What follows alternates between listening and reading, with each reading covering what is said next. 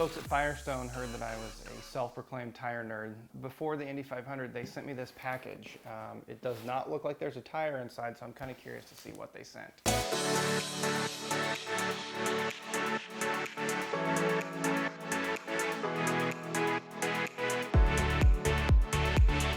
Tumbler here, a couple of snacks, some gummy treats here, some Swedish fish, and some bears. You know what, I think I'm gonna give Cara a call and see if she can tell me what this is all about. Hey Cara, so I couldn't make it to the racetrack this year. There's a lot of us in the same boat. So what are things like in Indianapolis? Welcome to downtown Indianapolis and to my lovely hotel room here at the Residence Inn. I'm really glad to be able to be hosting you, where I really would love to be able to show you around the garage. Our times are a little bit limited this time. Thanks, Cara. The food got here, but before I ask you what that's for besides my snacks later, I have to ask you how the tires have been impacted for the 2020 race. Our 2020 tire, this Firestone Firehawk, developed specially for the Indianapolis 500, was used same construction and same compound last year. So we were pretty proud of the development of this tire for last year. If you remember when we introduced the new aero kit, this is before the screen was on, one of the issues with the car is how well it passed in traffic. So when a car got behind another car, what happened was some of the air would lift off on the right front wing, and what happened was the right front would pick up a little bit and the cars tended to spin. So one of the things that we did when we were focusing on the design of last year's tires was to make a tire that was a little bit more stable when the load changes, so it would help some of the deficiencies of the previous design. August and May are very different from each other, so can the temperatures affect how the race is run at all today?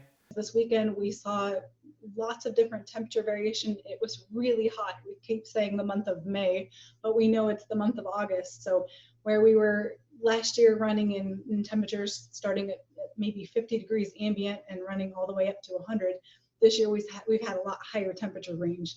We haven't seen anything close to 100 yet, so hopefully we won't see that for the race.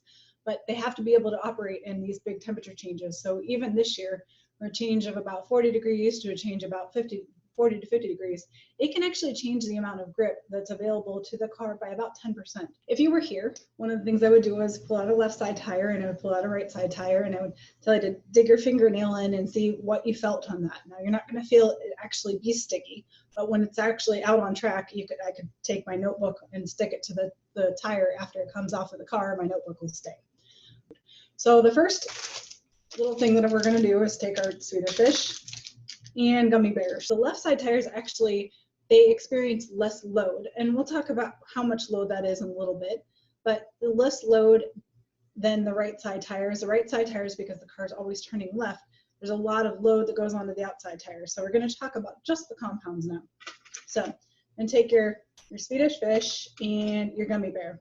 So I know these are two very different sized candies, and I'm going to eat both of them when we're done here. The gummy bear is a little bit softer, so if you pull on that, it's got a little bit more stretch. And in the left side compound, that stretch is actually going to help generate heat, and that heat is going to help generate grip. So whenever you're moving anywhere you have friction, if you think about a rubber band, you can pull it over and over and over, and what's going to do, it's going to heat up that. So we do lots of different testing on our tire compounds, and we put them in grips, and we actually will take them and we'll tear them. But you see this has a lot of elasticity before it actually tears. Our Swedish fish is kind of more like our right side compound. And this, it's a little bit more dry. It has a little bit different give, and if you look at it after it comes off, it's a little bit more brittle. So still delicious, but maybe a little bit more brittle. So when we look at compounds, we might have something a little bit more like this as opposed to this. You always remind me that I ask you about tire compounds. We just talked about that, but the construction is just as important for the impact on the race and how the tires wear. We thought, wouldn't it be cool to send you a cut section of the tire, but there's so much proprietary technology that's in there. So one of the things, again, my engineers being very hungry people, came up with was Oreos. So what analogies can we make with Oreos? So I had never heard of Oreo thins until it came to this conversation. So one of my engineers said, all right, these Oreo thins are not only delicious, but if you think about them, they're just a few millimeters, which is about the thickness of our Firestone racing tread. That's not a lot. If you think about the tire going at 220 miles per hour, That's all the tread that is on the vehicle. Here's our Firestone Racing Slick, and this is what we would see. This is a regular Oreo. I'm going to hold them back to back so you guys can pull yours out. This is broken. I promise I didn't eat it already, but that's a little bit more of like what we would see on a passenger tire, or maybe even something a little bit closer to a double stuffed Oreo. So where I'm not actually sending you pieces of tires, you don't want sticky pieces of tires in your house anyway. This is about the difference that you would see. Are there any other things that you can adjust? So on a normal car, on your car that you might drive down the road, assuming you have all of the tires at the same pressures and everything is equal on the car, they're the same side, left or right side. This is why you always want to replace the tires on the axle, the same tires on the axle. You don't want to replace one. If you get a flat tire on a tire that is almost worn out, you need to replace both. So have to be the same size. Your differential doesn't like it if they're not the same size. So if you take this water bottle, which represents either a regular car or a car road and street course circuits, you don't want to bias the way your car is turning. You don't want to be going down the road and hit the brakes and all of a sudden go to the left or go to the right. Not good for your car. So I'm going to take this and I'm going to roll it on this little table behind me, and you can roll it on your tables, and if you roll it, it's going to go straight. We designed the outside tires to be about 0.3 of an inch in diameter different than the left side tires. So what this helps the car do is turn. It always wants to go left now, even when it's going down the long straights at Indy, it wants to go left. So if you've ever seen a video in car where the drivers are actually turning right while they're going straight, that's because the car is designed to go left.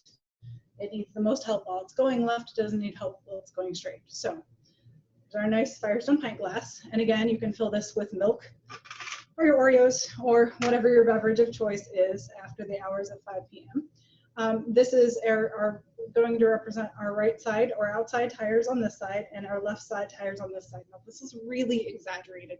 It would take a long time to actually make a revolution of the car going straight, with the two being only 1/3 of an inch different.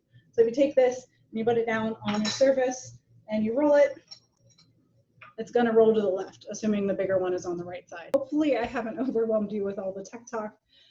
As engineers, we get really excited about this. Cara, I want to thank you for your time. Appreciate it. I know you've got 33 teams to take care of. They've got a busy day today, so best of luck in the entire race, and congratulations ahead of time on Firestone's 71st win at Indianapolis. We really wish we would have been able to have you out here. We love this race. We're so passionate about it, from the brand side, from the engineering side. I know it's something that my engineers look forward to for a year. We're already thinking about what we're going to do for next year, and we're so glad to be able to showcase these tires.